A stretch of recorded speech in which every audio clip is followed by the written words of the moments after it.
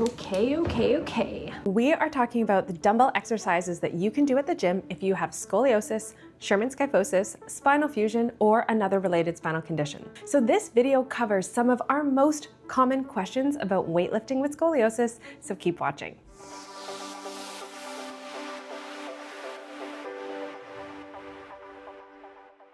In part one of this series, we focused on lower body exercises, so make sure to watch that. And today, we're gonna be moving on to some upper body strengthening exercises that can help build strength in your shoulders, your arms, your upper back, and your core, all while keeping your spine supported. Welcome back to TSC Connect, the place to be for all things scoliosis. I'm Physio Andrea, and today we're continuing our scoliosis-friendly dumbbell series with some upper body exercises.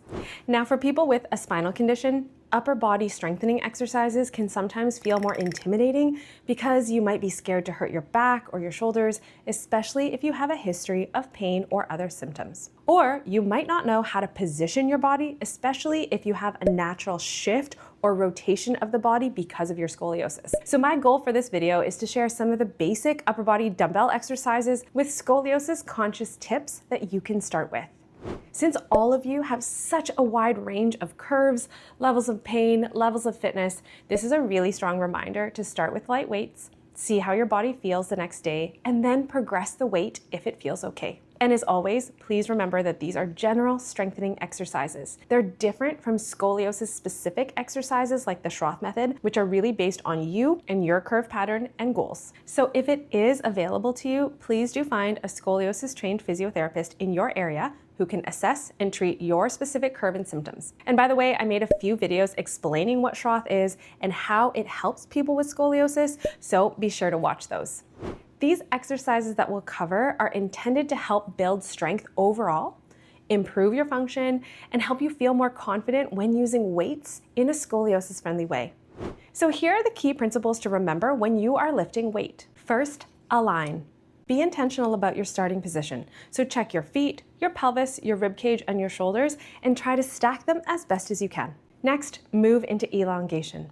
Think about growing tall through your spine, and then try to expand through your ribs using your breath. This helps to create space and avoid compression when you actually do the lift. Once you've done all that, then you can add the weight or do the movement. So it's align, elongate, expand, then load. And if you want more info on scoliosis or any of these topics, we actually made a short webinar series that better explains these concepts and more, all found on our shop. Okay, let's get into the first exercise. We'll start with arm raises. Holding the dumbbells in front of your thighs, align, elongate, and expand, and then lift your arms forward until about shoulder height, and then slowly lower them back down without rocking back and forth. Avoid leaning backwards as the weights come up too. You can also lift your arms out to the side for lateral raises. And one of my favorites, backward arm raises. Stay elongated and upright, and then lift your arms behind you without pitching forward. This movement helps to strengthen the muscles that support your posture and your upper back. Keep your neck relaxed through all the movements and keep your shoulders away from your ears. Another excellent exercise for shoulder health is shoulder external rotation. So for this one, keep your elbows tucked close to your sides with your elbows at 90 degrees, and then rotate your hands and forearms outwards while keeping your elbows connected to your body. So this targets the rotator cuff muscles, which play a really important role in shoulder stability. The movement itself is pretty small, and you'll probably need much lighter weights than you expect. Next, the dumbbell overhead press. Start with your arms to the sides with your elbows at shoulder height. Before pressing, think about stacking your shoulders over your pelvis and activating your core. Press the weights straight overhead and then slowly lower them back down. And one of the most common mistakes that I see is when people arch through their lower back as the weight goes up. And if you notice that happening, decrease the weight and focus on maintaining your alignment before progressing again. You can also do this holding a single dumbbell, and all the same tips apply. Next is the reverse fly. Now this exercise targets the muscles between your shoulder blades and on the backs of your shoulders, which are really important for people with spinal conditions. Hinge forward slightly at the hips, keeping your spine long and your neck relaxed. With a slight bend in your elbows, open your arms out to the sides as if you're spreading your wings. And think about gently squeezing your shoulder blades together without shrugging your shoulders or arching your back too much. And move slowly and with control. This exercise often feels harder than it looks, so don't be surprised if you have to use light weights again. You can add a balance challenge with step-ups. So holding a dumbbell at your chest, you can step up onto a bench or a small stool and then step back down. I like to alternate legs and focus on keeping my trunk as still and upright as possible, trying not to wobble back and forth as I go up and down.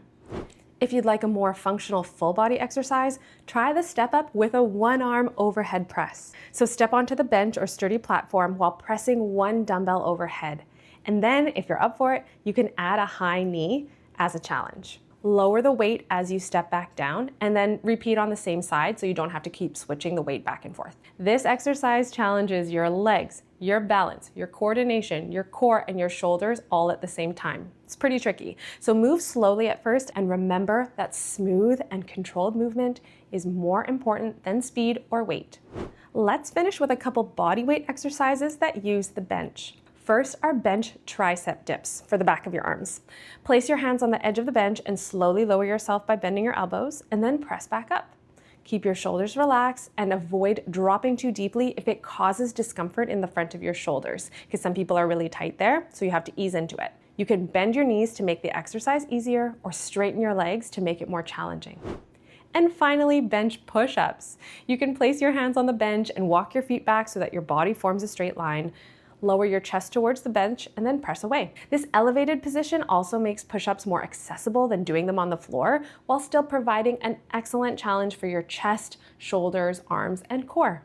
Throughout the movement, think about keeping your body long and avoid sagging through your lower back. So there you go. That's a high-level explainer for some of the foundational upper body dumbbell exercises that can be a great starting point if you have scoliosis or Sherman's kyphosis and you want to start lifting weights. As always, start with really light weights, pay attention to how your body feels as you do the movement and later that day and the next day, and then gradually progress as your strength and confidence improve. And remember that strengthening should complement but not replace your scoliosis-specific exercises if those are part of your treatment plan. If you want full-length workouts that combine exercises like these into guided routines, check those out on our channel. We have quite a few of them. And if you want extended workouts like 30 or 40 minutes where they don't have any ads, check out our membership because we release these workouts regularly for our level 3 and 4 members. As always, thanks for your support and I'll see you around the channel.